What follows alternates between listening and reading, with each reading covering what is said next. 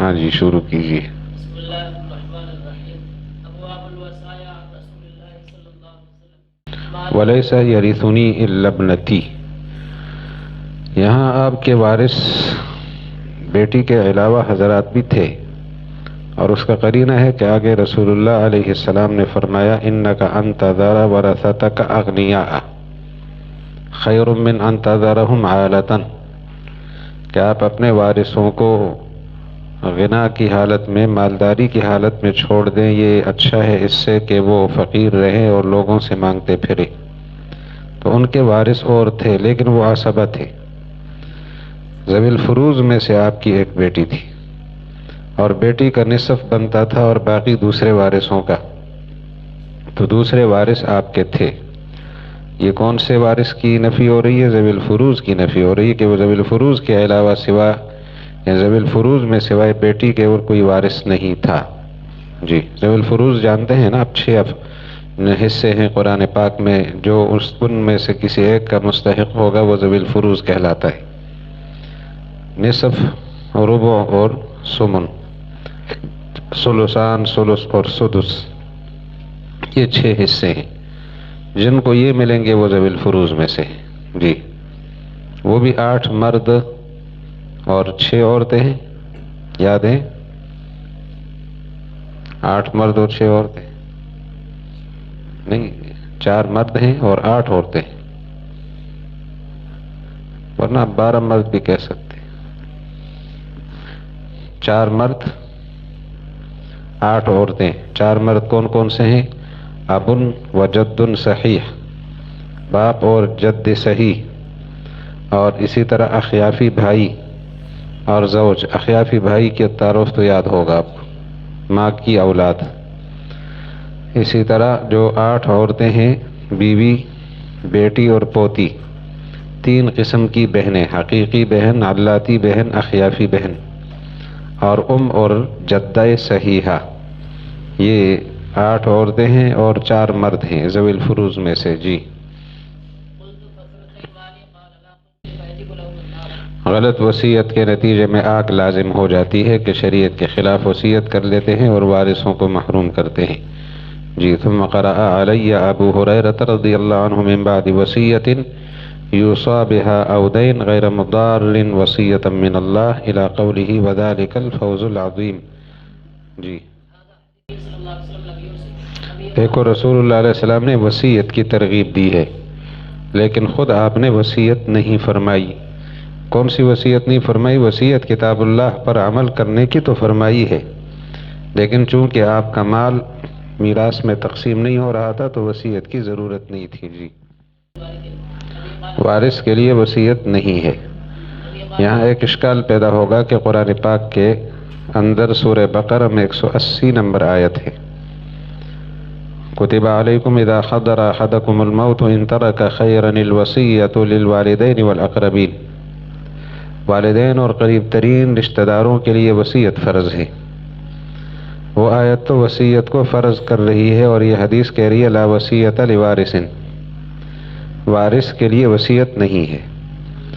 آسان جواب ہے کہ وہ آیت متقدم ہے نزول میں، اور یہ حدیث بعد کی ہے، تو یہ حدیث ناسخ ہے۔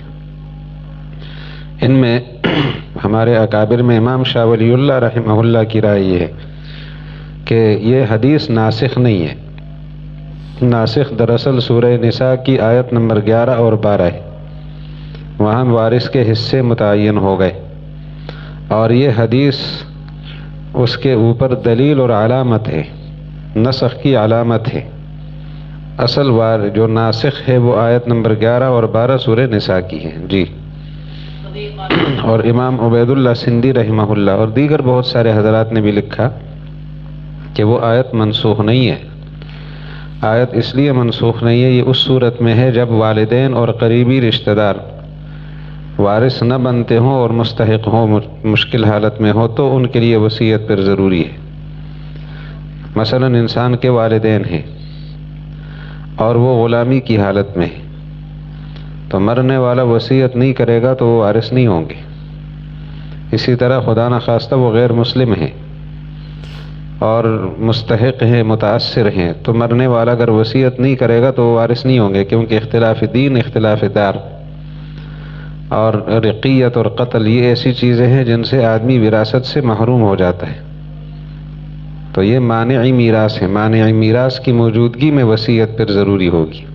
تو اس آیت کا محمل الگ ہے، اس آیت کا جو لا وصیت لوارث ہے یہ الگ بنیاد پر ہے. جو وارث بنتا ہے اس کے لیے وصیت نہیں ہے، اور وہاں والدین اور اقربین کہا ہے، للوارثین نہیں فرمایا. تو وہ والدین مراد ہو سکتے ہیں اور وہ اقربین جو وارث نہ ہو. جی.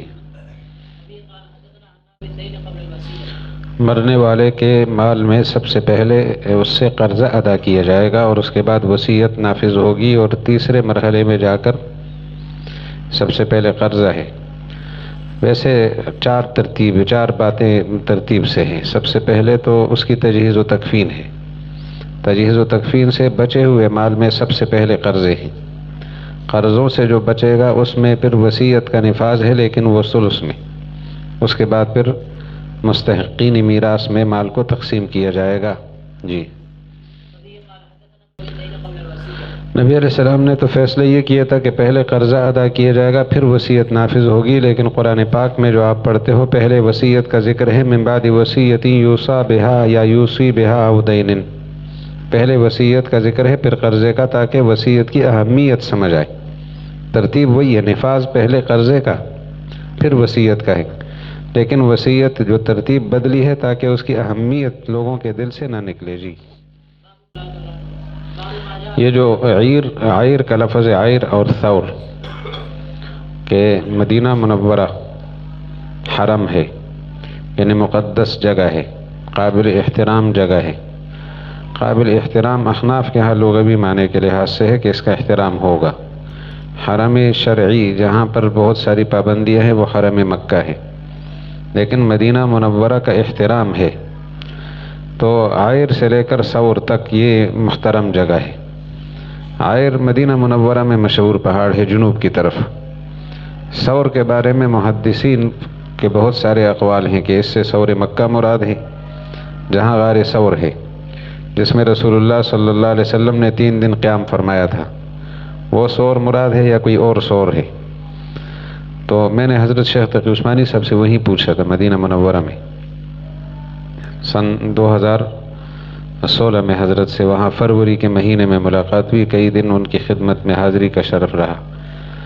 تو ثور کے بارے میں وہ فرما رہے تھے کہ یہ جبل احد سے شمال مشرق کی طرف ایک پہاڑی ہے چھوٹی سی، اور حضرت نے فرمایا ہم نے وہ دیکھی ہے. ہم تو وہاں نہیں جا سکے تھے، احد تو سامنے ہی تھا. تو ثور شمال کی طرف ہے، وہاں ثور سے لے کر اور عیر جو ہے یہ جنوب کی طرف، اس کے درمیان مدینہ منورہ حرم ہے. جی.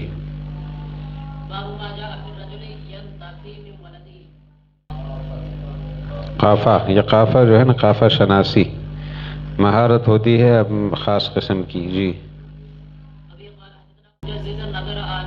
یہ لفظ ہے علم ترائی، علم ترائی، علم ترائی ایک تعجب کا لفظ ہے. جی.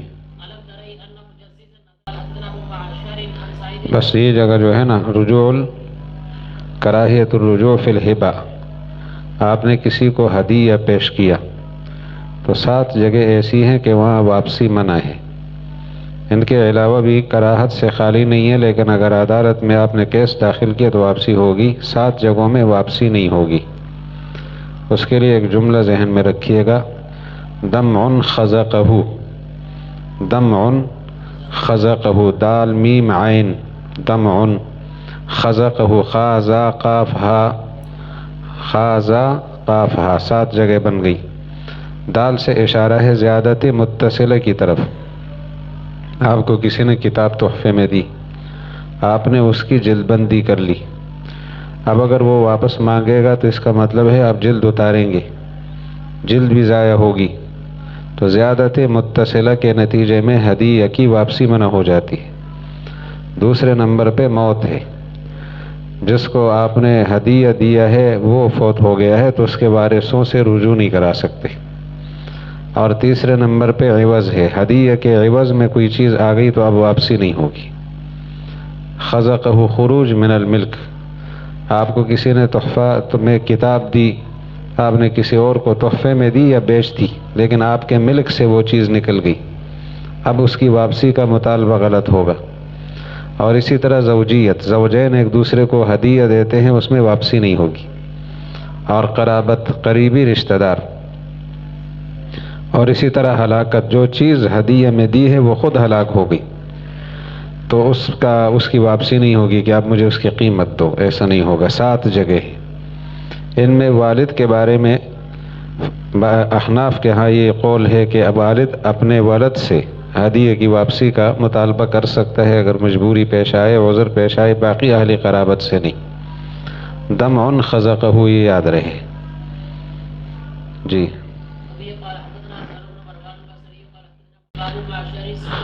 یہ جو لفظ آیا نا وَلَوْ شِقَّ پھر سین شاتن، بکری کے کھر کا ایک ٹکڑا کیوں نہ ہو، یعنی بکری کے پائے کا ایک حصہ، لیکن یہ بات مدینہ منورہ میں اس دور میں کہی جاتی ہے، گجرانوالہ میں نہیں۔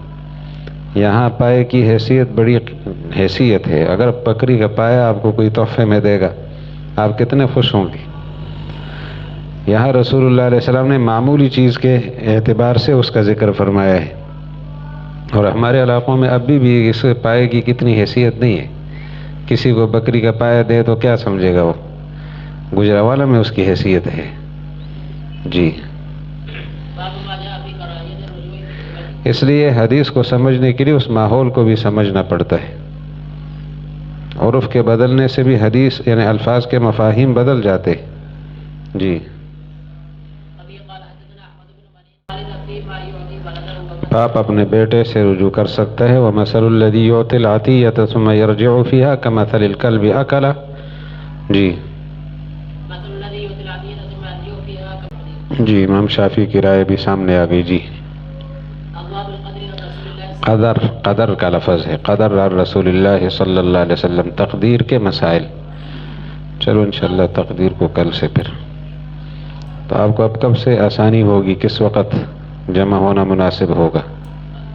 7 بجے آ سکیں گے؟ ہم انشاءاللہ 8 تک رہیں گے آپ کے پاس۔